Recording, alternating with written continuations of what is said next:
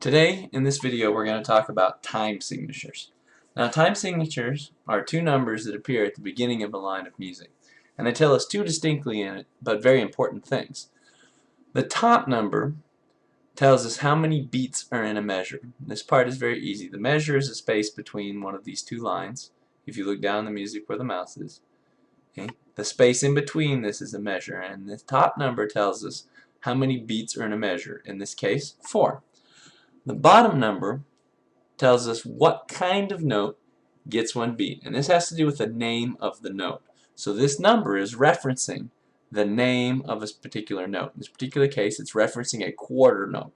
Okay, so what this tells us, this 4/4 time signature tells us, is that there are 4 beats in a measure, and quarter notes get one beat. So if you look down here in the first line, what this means is that we have 4 beats in a measure, 1, 2, 3, 4, and the quarter note gives one beat. In the case of this first measure, that means there are 4 quarter notes in the measure. Now, how many quarter notes are in a whole note? This guy right here. Hopefully, you said 4. Okay? 4 beats, 4 quarter notes, it fills up one measure. So the top number is very helpful in that it tells us how much space, how much time, beats, and a beat is just a measure of time. Okay? How many beats are in one measure or in a space between two bar lines? So let's scroll down a little ways, or rather look down a little ways, and if we look down here at this line, line number 4, they've kind of given us a little bit of a hint. 4 time, the top number tells us that there are 4 beats in a measure, 1, 2, 3, 4, and then this is where this dotted line is where we would put the bar line, because that's the end of the measure. We have to start over again. Okay? Where will we put the next bar line? Well, all you have to do is count to 4 beats and you'll know. Quarter note gets one beat because the bottom number of the time signature is a 4. And it's beat number 2. Then how many quarter notes are in a half note? That's right, 2 beats. So we have 1, 2, 3, and 4, and the next line would go here where the space is. Like I said, they've kind of helped us out in developing this worksheet. Similarly, 1, 2, 3, 4, line. Okay? This whole note fits in one by itself because it's 4 beats long. Okay? But what if we mix it up a little bit? Looking at line 5. In line 5 we have 4/4 time signature. What does the top number tell you? Think about it. Then think about what the bottom number tells you. And then where would you put the first bar line? Where would you end up reaching for and having to draw a line afterwards? Well, if you've really been paying attention, they've tipped you off once again. Here's beat 1, here's beat 2, beat 3 is part of this half note, then we have beat 4, and the line would go right here. But what if we change the top number? Well, if we change the top number, then all we have to do is change the number of beats in a measure. So, when we're looking at this, now we have 3/4 time. There's a 3 on the top, which means there are 3 beats in a measure now, but the 4 stays the same. So what note gets the beat when the 4 is on the bottom? Hopefully you said quarter note. The quarter note gets the beat. So we have 1 beat, 2 beats, 3 beats. And then we have to draw a bar line. Now, would it be possible to fit a whole note into this measure? Why not? Well, if you thought to yourself, it's because there are 4 quarter notes in a whole note, and we can't fit 4 quarter notes into a measure in this time signature. You're absolutely correct. Okay? Each quarter note gets 1 beat, and there are only 3 beats allowed in a measure, not 4. So you'd have to have a different way to write that. So let's look at this real quick and put it into practice. So we have, to start with, a time signature of 4/4. Okay? Think about what that means and what that tells us. So how many quarter notes am I going to be able to fit here?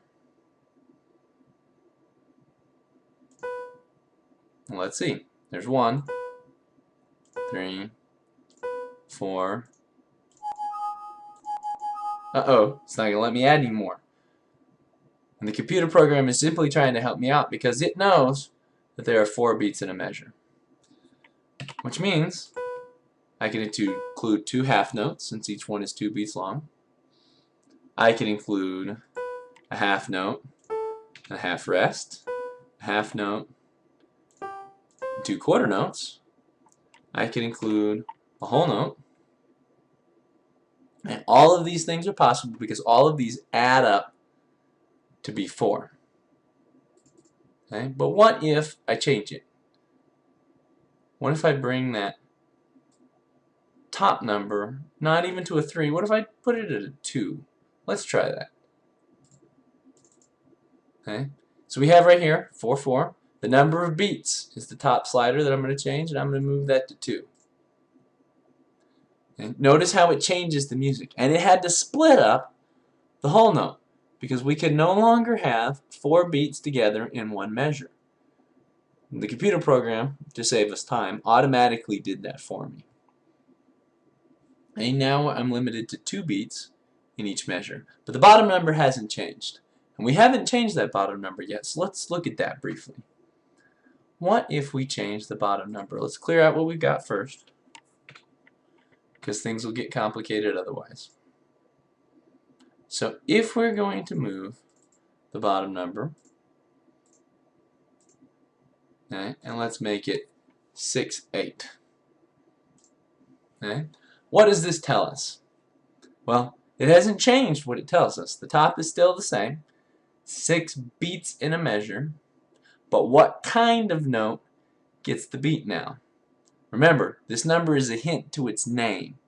Okay? It's not the same as trying to do a math equation. So if our 4 hinted to a quarter note, our 8 is going to hint to, good, an eighth note. So how many eighth notes are we going to be able to fit in this measure?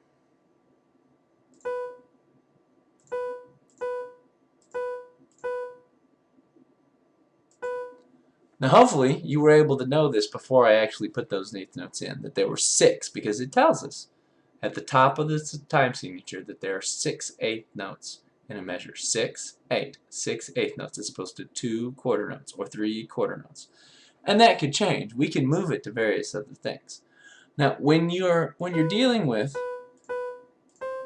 time signatures, the top number change is important for organization, but it's not really going to change the sound that much.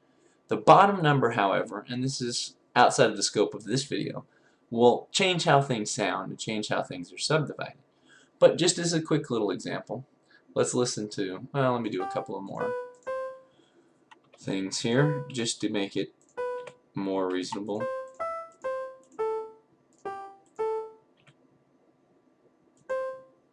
And we'll listen to it.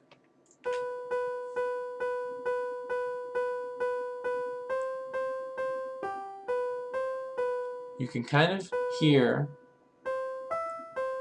the lilting pulse that goes along with that.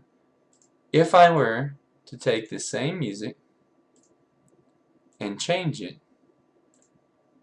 to a different time signature, the music has to change quite a bit. Okay? And you have to have moments where you're adding ties or you're changing rhythms and putting rests in just to try to make it sound the same.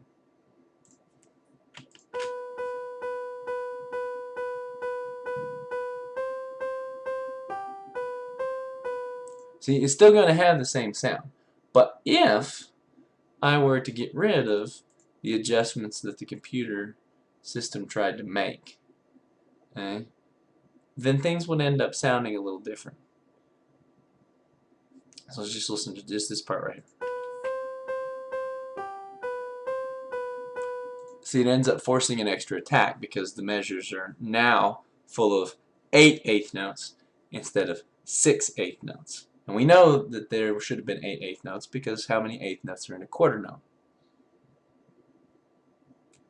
Think back. How do we figure out our rhythms and notes?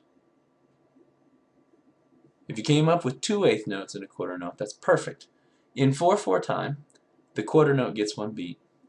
Okay, we've talked about this. The bottom number tells us that the quarter note gets one beat. And every time we work on going to a smaller rhythm, the notes are always divided in half. So if eighth notes are smaller than one level smaller than quarter notes, that's a quarter note divided in half, and each eighth note is a half of a beat long. So hopefully this gives a little bit more insight into the basics of time signature.